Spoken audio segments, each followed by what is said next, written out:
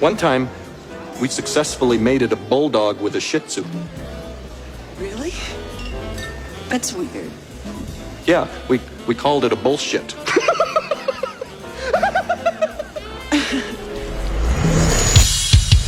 Okay, is this guy just making it up as he goes? Yep. Is it all BS? Yep.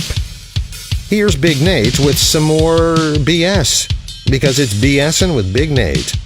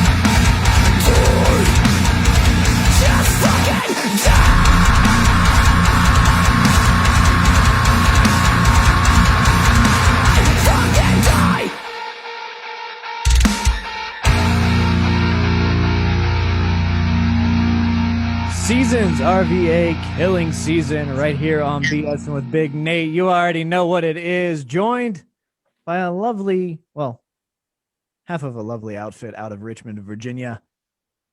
Nick and Matt joining me this evening. Gentlemen, how are you doing? Good. Thanks for having us. Doing well, man. And I got to go ahead and throw the wrench in there just to set the record straight. The RVA is for Richmond, Virginia. It's more so just a tagline. We just run with seasons, but it happens to us all the time. So we're just putting it out there.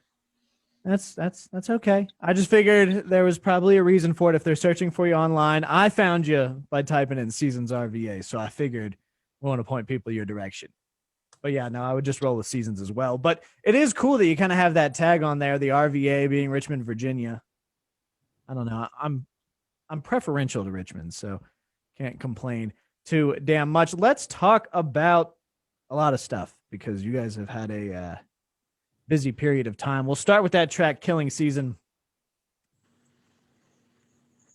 I did some background research, and there's a video that accompanies it that, firstly, huge fan of. If anyone knows anything about me, my favorite series of movies ever, without a doubt, if I'm bored, I'm throwing on one of the Friday the 13th. Every Friday the 13th, Friday the 13th marathon happens. And, of course, this track has something to do with everyone's favorite summer camper, doesn't it? Yeah, this is Killing Season. Was written from the perspective of Jason Voorhees. So if Jason's crazy self could write a song, could sit down and write lyrics, what would those lyrics sound like? That, if you listen closely to the words, that is exactly what it is. This was a really, because we've never done anything kind of like that before. We've never done like a horror song, let alone something from somebody's, from a really well-known character's perspective. So this one was a blast to do. And what was the process like for that video? Because you have a pretty convincing scenario playing out while, of course, you guys are playing the song. Yeah, so we worked with a guy named Alex Hyder. He was the director of the video, and he's from Virginia. He lives in Atlanta now, but he does film for TV shows, and he also does music videos. And so we were he's really good. If you're a band and you're looking for somebody to direct your video, I can't stress enough how awesome Alex was. Super professional, super creative, really just so knowledgeable about his craft, understands lighting and positioning and everything to make a cool video. The video itself, we actually filmed that at our singer Randall Sykes' grandmother's house, which she lives in the house that Martha Washington was raised in. So kind of a little historic fun fact. But yeah, making the video, it was really cool. But when you watch the video, it looks scary, which is what we were going for. It looks like a mini horror clip. And it was kind of funny. My girlfriend was asking me when she saw it for the first time, like, weren't you scared? Like when she saw the guy in the video who plays Jason, like, weren't you scared of this guy? It's like, no, like every clip you see, we watched them film it 10 times until they got it right. And, when they weren't filming, like we were shooting the bull with Jordan, who's the name of the guy who played Jason. So I was really glad to hear that it was that convincing to somebody that is like, man, like, weren't you scared of it? So yeah, it was a good time.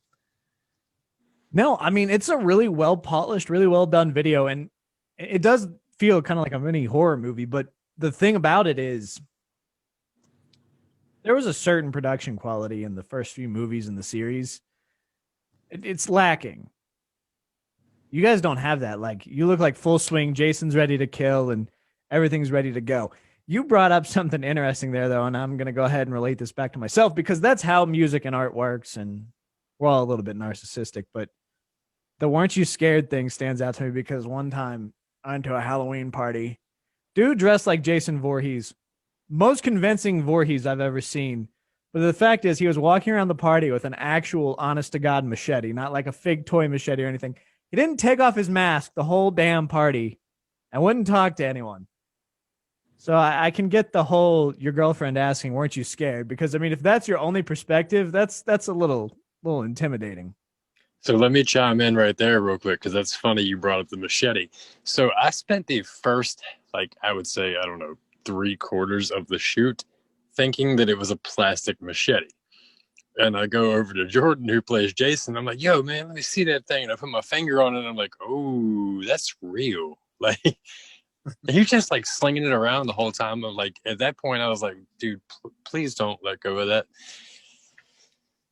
One thing it's kind of harder to tell from the video, but Jordan is such a big dude. Like, I wish that we got more scenes of like one of us standing next to him.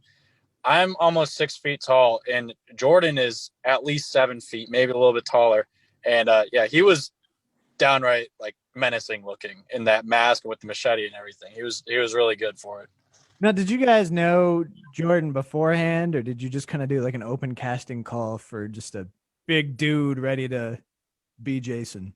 So I have personally known Jordan for, oh God, I don't even know, years. He is actually, for the longest time, and I guess still will be once they resume shows, but he's been a bouncer at the Canal Club in Richmond for forever. The dude has saved me on stage, saved my bacon more than once. I mean, from crowd surfers to him saving our fans from crazy pits. But yeah, he's I've known him from that aspect. And really, another little fun fact, and I know he doesn't even care about this, but anybody who sees the video or kind of recognizes who it is, Jordan's no stranger to bouncing anyway. Throughout the Richmond scene, like Tiki Bob's, Have a Nice Day. So if you've been to the club scene in Richmond at all, like chances are you've run into Jordan. He's, like Nick said, he's huge. He's 7 foot. He's like 7'1". He's not. You can't miss him. Well, that's pretty exciting. All right. So something else I want to talk about, I kind of want to step away from killing season, which it is important to talk about, but there's also some other stuff that's been going on in the season's camp that is exciting and well worth talking about. First and foremost, you guys actually have a show on the books coming up in the mountains. You want to talk about that a little bit? Yeah, we're doing Metal in the Mountains this year in August, which Seasons has done Metal in the Mountains before. I joined the band in February of 2020, so this will be my first time getting to play Metal in the Mountains, but we're really stoked. Flaw is headlining, and we're big I'm sorry, Attila is headlining. We're big Attila fans, big influence. Flaw will be there as well. A lot of other really good bands: Dying Oath, Blackwater Drowning, Soulfly. That one's gonna be really cool. I mean, I'm looking forward to it. That's actually one that I've got circled on my calendar. You mentioned Dying Oath. They were kind enough to join me a few months back. I should probably have them back on, honestly, because great group of guys. Actually, who turned me on to Seasons was Mindy and Josh of Dying Oath. So, hi guys, if you're watching, if you're Well, that's super kind of them. That's awesome. Yeah, they're dope. We love them. And so Metal in the Mountains, and then you guys are also now have a new management group. You want to talk about that a little bit? Good old MVK Music Group out of Orlando. Absolutely amazing people. I mean, it's not trying to, suck up somebody. It's just like, that is what they are. They are, Brian Paul, who owns MVK, and Attila and Jesse, who are also co-owners. They are purely artists first, and they mean that. That is their credo. That is how they live. That's how they operate. And their entire team is just, past incredible. It's amazing. I don't know everything they do. Like, I don't think they sleep. Brian definitely doesn't sleep. He's like sending us messages at all hours of the day. We'll get an email from him at 2 a.m. He has us plus all the other bands on his roster, plus his other businesses, yet he still like always is finding time to hop on our conference calls with our manager or our social media advisor. So yeah, they're good people. They seem to treat each other and their artists like family, but they're also incredibly hardworking. It's really impressive. I mean, that's really important. And I've never been in a position to have to do that because as much as I love and listen to music, I have zero musical ability. What's the process like for like? Did you contact them? Did they contact you? How did this come to be? So we've actually been endorsed by the sister company to MVK, which is Maverick Apparel Company. Brian and Jesse own that, and I don't know. It started out last year. We pretty much started out as I guess I forgot how they worded. I know we actually got bumped up there to the signature now, but we were just like a regular endorsed band. We got a discount, and their clothing line is awesome. Like we all own Maverick t-shirts, and we just kept building that relationship and talking to them, and that's kind of where that came from. But we picked up the endorsement with his apparel company first, and then kind of built the relationship from there. I mean, that's got to be not that obviously you're at a point where all your dreams come true, but that's to me got to be a pretty major milestone as a band. How does that feel to, have that come through with all the blood, sweat, and tears that have been put into everything? It's definitely, we've only been signed by MVK for maybe 2 weeks now, so it's very fresh, but it's an honor for one thing to be signed by them. They only take on a certain number of bands per year, so we're incredibly grateful that they chose to take us on. And yeah, so far it's been nothing but good. They've been a huge help to us. They have all kinds of knowledge on things in the industry that we would never have even thought of. So they're a huge help. That's exciting. I need to ask before we go any further and kind of wrap this up, coming to the end of our time here, but what's on the horizon, the immediate future? What's going on with Seasons? So before I forget, because this is important, and now I'm going to make you go back and rewatch the video. So people will piece this together later on in the spring. So the whole concept with Killing Season, it's almost like a 2-part story. And if you pay attention to the missing flyer, something that's coming out next, actually the next release behind Killing Season will fill in the rest of that story. So go back, if you watch the video, pay attention to the missing flyer and kind of keep that in your mind. But we definitely have another big release coming out in the coming month and a half or so. We'll keep an eye out. You're the first person to ever do what I would call a graceful tease in one of these. Usually it's like they'll try and do it and it's clumsy, but that was damn. All right. I'm real excited and may just go hibernate. Last but not least, possibly most importantly, how can people find Seasons if they're not already in the fold and they don't know how to click the link above the video? Where can they find Seasons on the web? Go Gadget Nick. Yes, sir. Oh, you're waiting on me. You can find us on all major social media. So Facebook, Facebook/Seasons RVA. Twitter is Seasons RVA. Instagram is Seasons RVA official. TikTok, Seasons RVA. There's some really funny videos of us being goofballs and a lot of good ones that are comedically brilliant singer has come up with. And then YouTube, Seasons RVA. I think that's it. I think I covered all of them. I'm not sure. We've got so many of them out there at this point, but I'm pretty sure that's all. You totally forgot the Pornhub and OnlyFans. Oh, how did I forget the OnlyFans? Okay. Shit. I mean, that's the bread and butter. You're going to find us on OnlyFans and you're doing it in a public place. Make sure the volume is turned all the way down. Okay. That's my only piece of advice. Okay. Hold on. But you bring up Pornhub and there was something that happened. I think it was like 2 years ago, a year ago. It's King 810 out of Flint, Michigan released a music video that was too vulgar for YouTube. So they did in fact have to release a music video on Pornhub. So that's not as crazy as you think. I mean, if you get to that point, it's like, well, what are we doing? Because our exposure is going to be so damn limited. But wait, what started out as a total joke right there just turned into a fun fact I did not know.